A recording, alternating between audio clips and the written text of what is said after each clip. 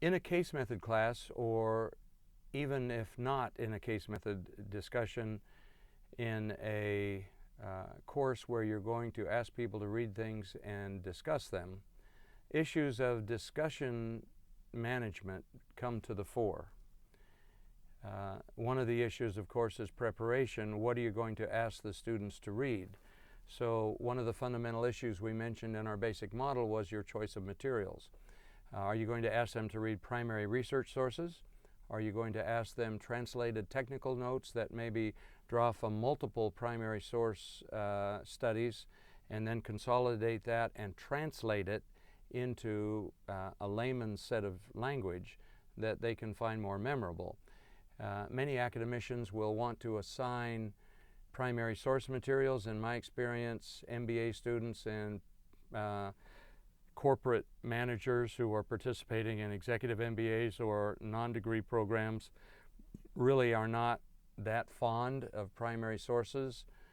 The question statement, the literature review, the sample setup, the design of the study, the collection of the data, the discussion of the data, the results, and so forth, they don't relate to that very well, and there's a lot of academic jargon.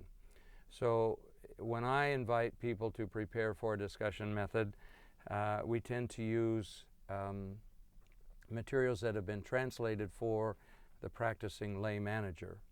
Another issue, of course, is can you ask the right questions? And it seems to me that the right set of questions for any discussion, whether it's embedded in a case method class or it's a part of your primary course design, asking the right questions is a big issue. I've seen a lot of syllabi as recently as yesterday from colleagues around the country where the syllabus consists of a set of readings and there are no questions. So one wonders, what are the students learning? What are they supposed to learn? Do they, when they get to a class, does someone begin asking a question? Is it a good question? Is it a weak question? Is it going to strengthen the students' learning or not? If you're going to be guiding the discussion, it seems to me that you could think about that in advance rather than just doing it ad hoc in the middle of the class, although that's how many people conduct their seminars. Asking the right question seems to me a very, very important topic. The other issue has to do with can you balance participation? So if some people are more introverted or shy or for whatever reason are not volunteering, how do you engage those people in the discussion? I have a number of techniques I use. Typically, I will offer a softball, an easy question on occasion, like, Mary, what do you think about that?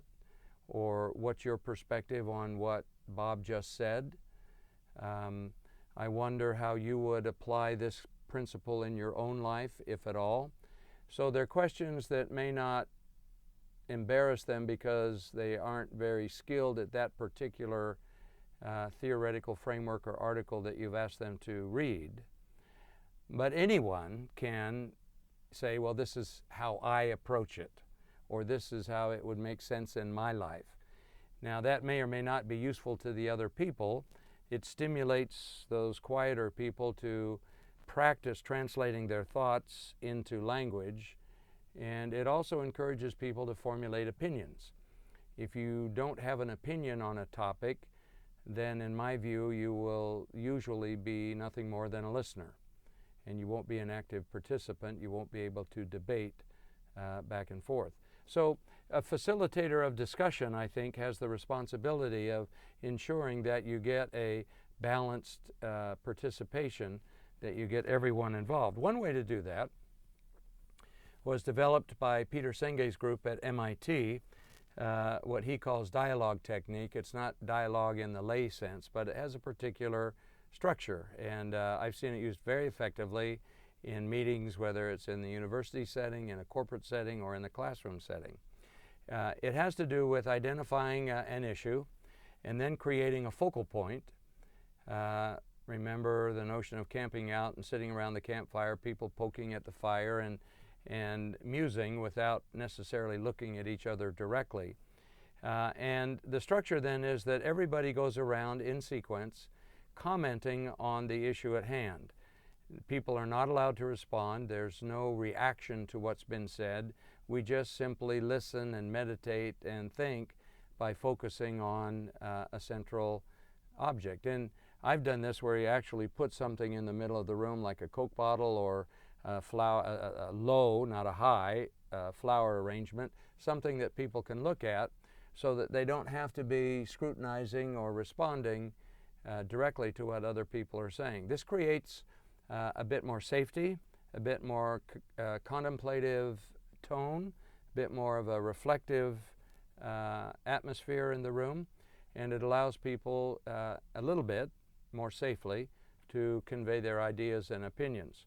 Then after everyone has spoken, go around a second time where people now have a chance to say, okay, given what everybody has said, is there some additional wisdom here that comes out of hearing all the individual perspectives, comparing that with my own, and consolidating all of that on the issue at hand, whether who are we going to hire, or should we buy this firm, or should we introduce this new product, or whatever the topic might be.